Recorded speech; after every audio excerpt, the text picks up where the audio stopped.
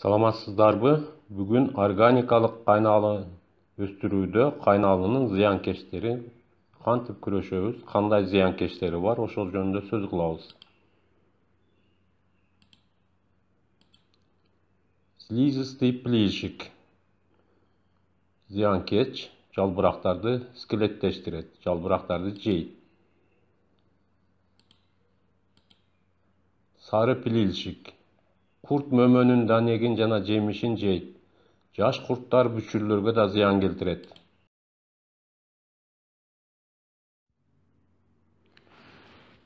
Кайналынын эң коркунучтуу зыянкечи бул толстоножка. Кайналынын мөмөлөрүнүн кызарып түшүшү.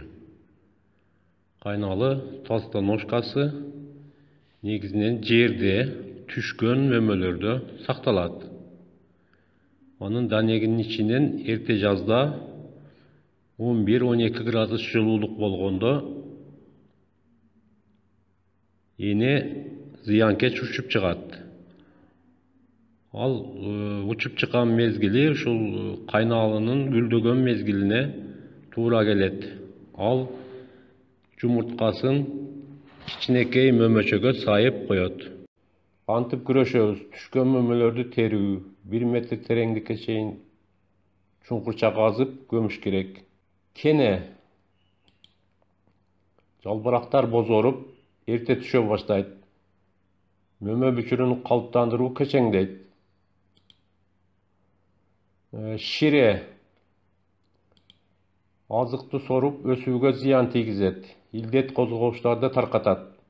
Щитовка зыянкечи азыкты соруп өсүүгө зыян тийгизет. Шактагы жалбырактар куурай баштайт. Кантип күрөшөбүз? Плижикке, толстоножкага каршы желимдүү кагаздарды дарак гүлдөгөнгө чейин илиш керек.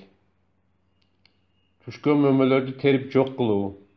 Щитовкага каршы куураган бутактарды жок кылуу, кыркуу, бүчүрөнгөнгө чейин 3% май чачуу, жалбырак чыккандан кийин 1% май чачуу. Май щитовканы думчуктуруп өлтүрөт. Ширеге каршы 300 грамм кирсамынды майдалап 10 литр сууга кошуп чачуу. Көңүл бурганыңыздарга рахмат.